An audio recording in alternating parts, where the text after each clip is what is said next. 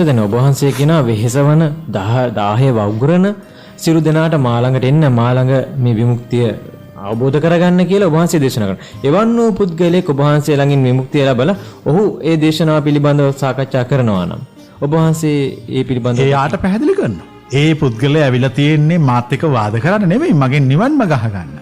ඒතර මං ඔහු ඒ පුද්ගලයාගේ රස්සාව අහන්නෙත් නැහැ. ඒ පුද්ගලයාගේ අධ්‍යාපන සුදුසුකම් අහන්නෙත් නැහැ. කිසිවක් අහන්නේ නැහැ. ස්ත්‍රී පුරුෂ භාවයවත් මට වැඩක් නැහැ. මං ඔහුට නිවන් මඟ පෙන්නනවා. හැබැයි කවුරු හරි මාත් එක්ක ධර්මය පිළිබඳව තර්ක කරන්න, ප්‍රශ්න කරන්න, සාකච්ඡා කරන්න එනවනම් ඌට මොනවා හරි යමක්කමත් තේරුම් ගත්ත කෙනෙක් වෙන්න ඕන. හොඳට මතක තබා ගත යුතුයි මගේ ධර්ම ඥානයවත්, අවබෝධ ඥානයවත්, දේශනා ඥානය කියන මේ ත්‍රිත්වය පෙරදවීමට හැකි කිසිවකු මේ මෙහි පිට නැත. ඕන්න අභියෝග කළා ඕන කෙනෙකුට එන්න පුළුවන් කැමති නම් පරද්දන්න. පරද්දලා කවුද මේකේ හරි දේ කියන්නේ? දැන් නිවන කියලා එක එක ඒවා කියනුනේ. එතකොට අපිට තීරණය කරන්න ඕන මේකේ හරිම එක මොකද්ද? ඒ හරිම එක මොන වගේද?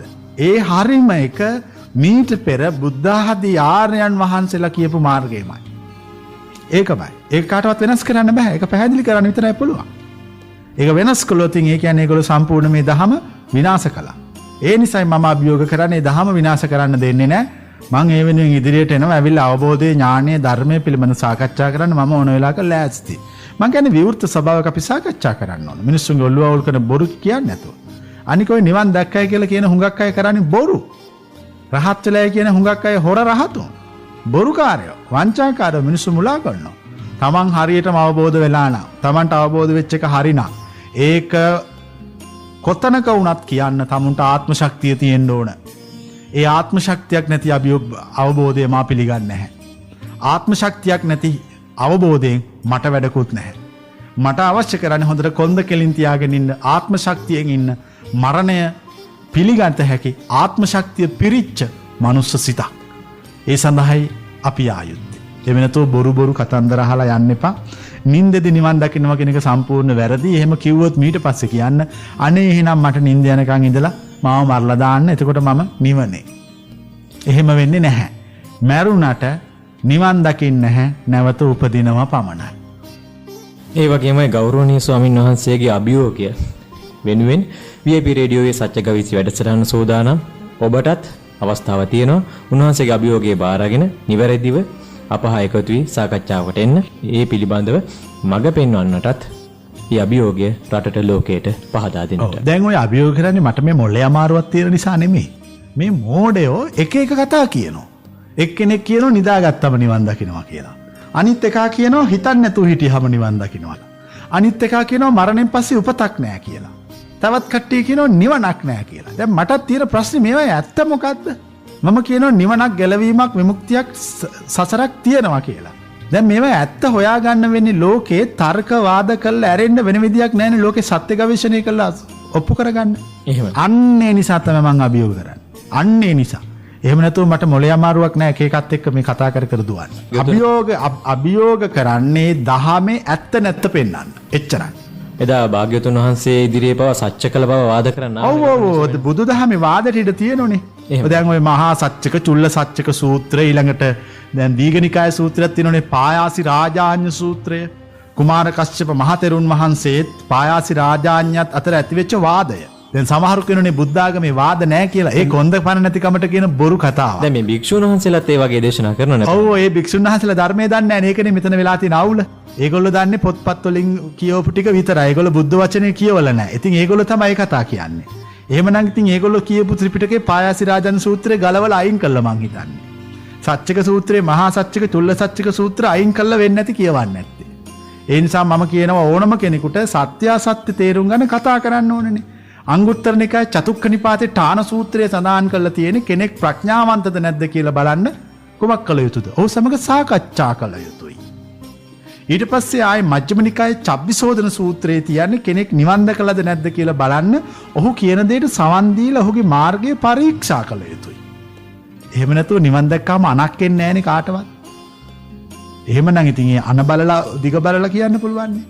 එහෙම නෙමෙයි මේ පුද්ගලයාත් එක්ක සාකච්ඡා කරලා ප්‍රශ්න කරලා විමසලා පිළිගත යුතුයි. දැන් අද වෙලා තියෙන එක එක බොරුකාරයෝ මිනිස්සුන්ට බොරු ගහන. ඉතින් මිනිස්සුන්ට හිතන්න ඥානවන්ත භාවයක් නැහැ. මෙතන මම කියන්නේ පුළුවන් කෙනෙක් ඉන්නවා නම් මාම ඇවිල්ලා පරද්දන්න. එතකොට අපිත් මමත් ඒ උතුමා කියන නිවන් මාර්ගට කන් දෙන්න ලෑස්ති. එච්චරයි කියන්න තියෙන. ඊට වඩා කියන්න කිසිම දෙයක් නැහැ. ඒ නිසා මේ සමාජය තුළ විවෘත දාර්ශනික සංවාදයක් හැදෙන්න ඕන. මිනිස්සු මම නිවන් දැක්ක දකින්නේ මෙහෙමයි කිය ගිහිල්ලා වැඩක් නැහැ. ඇත්ත මොකද්ද කියලා හොයන්න ඕන. අපි දැන් අවුරුදු කාලෙනේ කනාමුට්ටි ගහනෝනේ. ඔය කනාමුට්ටි අතර ඇත්ත මුට්ටි හරි මුට්ටි කීයද තියෙන්නේ? එකයිනේ තියෙන්නේ. අනිත් ඔක්කොම බොරු ඒවා. බොරු ඒවා. ඒ වගේ තමයි මේ ලෝකේ නිවන් මඟ හරියටම දන්නවා නම් ඒ මා පමණයි. නමුත් දැන් ප්‍රශ්නයක් තියෙනෝනේ. අනිත් මුට්ටි ඔක්කොම බොරු මුට්ටි කියලා හරි මුට්ටියට ගහලා වැඩියන්නේ නැහනේ. බොරු මුට්ටි මේකේ වැඩි හරි මුට්ටි එකයි තියෙන්නේ. ඒක ඇත්ත කතාව.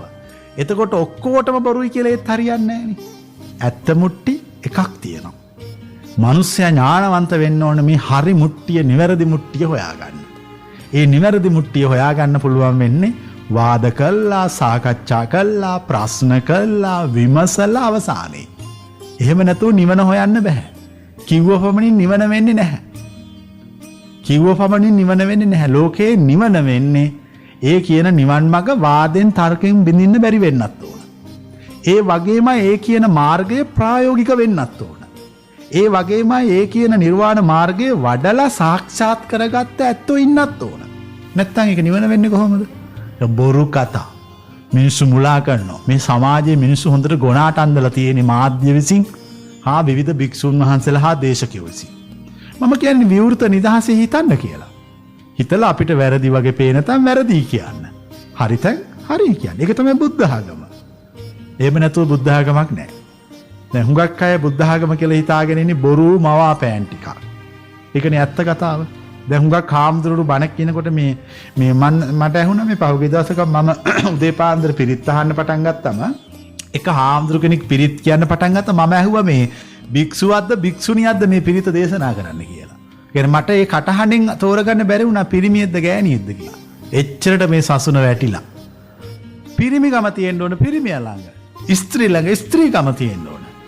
ධර්මයේ දේශනා කරනකොට මේ ස්ත්‍රියක් වගේ වෙන්න ඕන නැහැ.